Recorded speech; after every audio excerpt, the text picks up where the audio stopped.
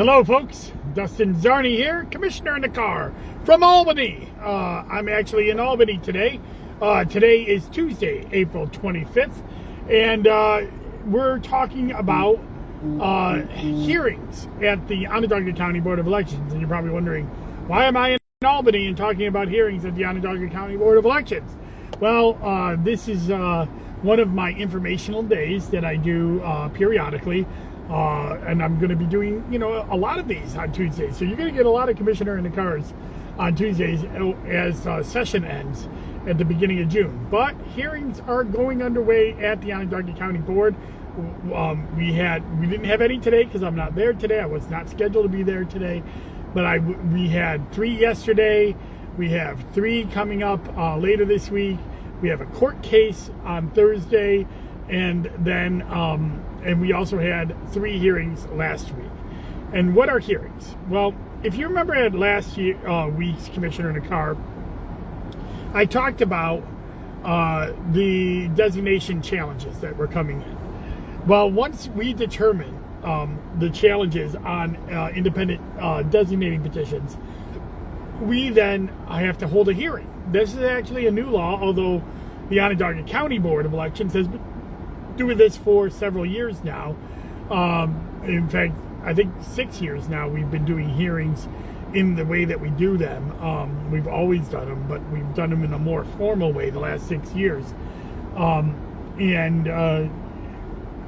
a new law was passed by the legislature last year that mandated that boards of elections must give a hearing to people that they are either throwing off the ballot or objectors that they are ruling against. And so now a lot of boards of elections are holding hearings for the first time.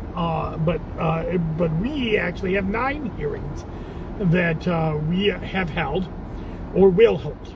And I'll go over them and what the outcome was. We had a hearing on Common Council District 3, the Republican Commission, or the Republican candidate was challenged. And he survived the hearing. It was a split decision by Commissioner Sardo and myself on a witness issue. But when it's split, the person stays on. So the outcome of that hearing was he stayed on. There was another hearing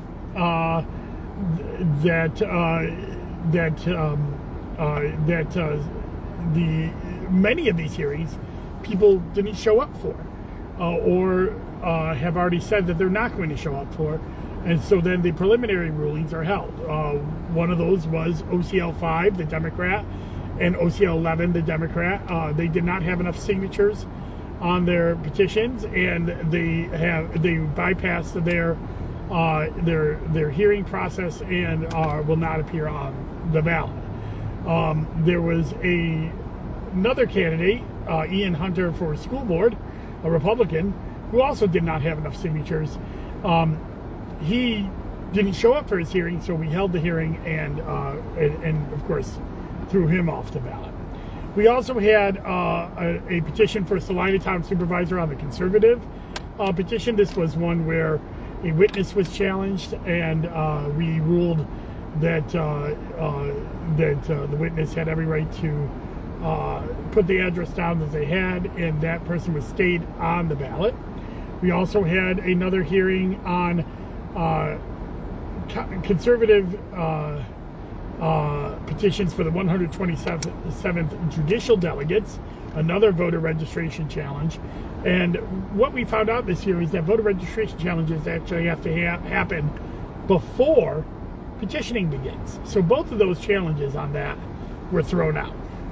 So what do we have next? Well, we also got word today that the Common Council 1st District, the Democratic primary, there is not going to be a challenge on that. The challenger has bypassed their hearing. The commissioners have already ruled that they're staying on the ballot. So there will be a primary in Common Council District 1. They're staying on the ballot. But we have two more hearings and one more court case to determine whether the ballot. On Wednesday, we have a hearing against Hassan Bloodworth, who's a primary member for Common Council 4, and another hearing on Friday for Pride Green, who's running for councilor at large. If both of those petitions are kicked off, as our preliminary rulings seem to indicate that they might, then those petitions will still have primaries. It just won't have as many candidates. It'll be 2 candidates in the 4th for the Democratic line, and 3 candidates for councilor at large for 2 seats. So while knocking individuals off the ballot will not actually stop a primary in those 2 races. The other case that we have on Thursday is the Town and Geddes Republican Commission, or Town Board seat. They are going to court. They did not do the hearing process through the Board of Elections because they're alleging a voter fraud issue where a primary candidate used a slate petition without their permission. And we'll see, this will be an interesting case because there's been some case law on this. The Board of Elections has a ministerial role, so we're not necessarily a part of it, but I'm watching it to see what whether this law is upheld in this particular instance. So we'll have to see how this plays out. So that is what's going on with the hearings at the Onondaga County Board of Elections. But so next Tuesday, I'll have an outcome of the last 3 things. That hopefully I'll have an outcome of the court case as well, and we'll finally have a full list of primary candidates. Our target is May 4th is the date that we need to certify the primary ballot to the state board and start moving forward with the primary election. And so we got to get all these hearings out of the way for that. The New York State budget is still not done, so we don't know whether there's money or whether there's program bills in the budget. Program bills are, normal bills that would normally get passed outside of the budget, but sometimes they like to throw them into the budget. My guess is, if previous years are indication that the program bills won't be in there, but the money might be in there, and then we'll try to get some of these bills passed by the end of session. And that's why I was in Albany today.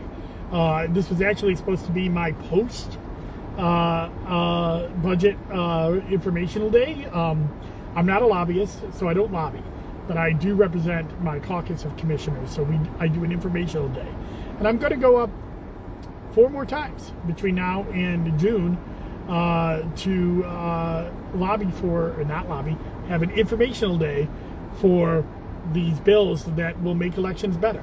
There's a lot of them, and I'll talk about them in a future Commissioner in a Car. I think 2 weeks from now on my informational day when I'm going up there on May 9th. I'll tell you what our legislative priorities remain after we find out what's been passed in the budget. So that is kind of a quick Commissioner in a Car. I wanted to drive it home. When I go up on these Albany trips, I consider these days off. I do this on my own time. I don't get any county money for it. I pay for the gas myself, and I come back and forth because I believe that this is what my job is as caucus chair, but also it's just as a good government operator. So I really believe that in doing this, I really enjoy doing it, and it is something that I believe is beneficial as well.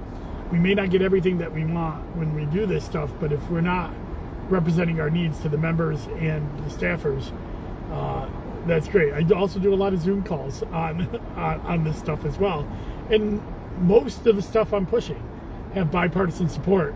The Democratic and Republican commissioners have almost all of our priorities are the same. I did release on my website yesterday a list of bills that members from the Senate and Assembly have asked our Democratic caucus of commissioners to weigh in on, and we have. So we're about 13 bills that we supported that will be, that we've already issued support memos, and I'll be releasing it on my website, DustinZarni.com, over the next few weeks as we try to uplift some of these bills and give them the notice to try to get done in this last few weeks of session. It's going to be really hard because with the budget being so late, and some people are talking about it being done this weekend, Some people are talking about it being done not till the end of next week.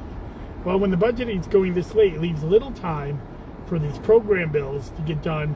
And there's usually what they call the big nasty at the end of session in June, that like thousands or not thousands, but hundreds of bills are passed in one big bill at the end of the year. So, or a lot of votes at the end of the year. So we're going to have to see how that goes.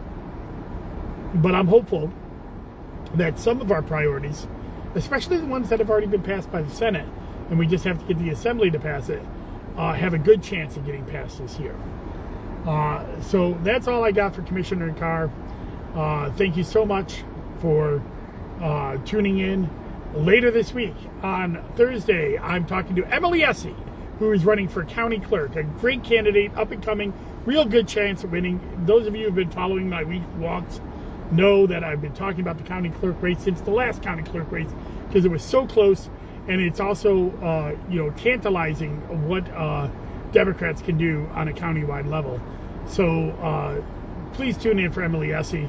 She is a fine candidate, up and coming, and it really gonna impress you, I think, as well.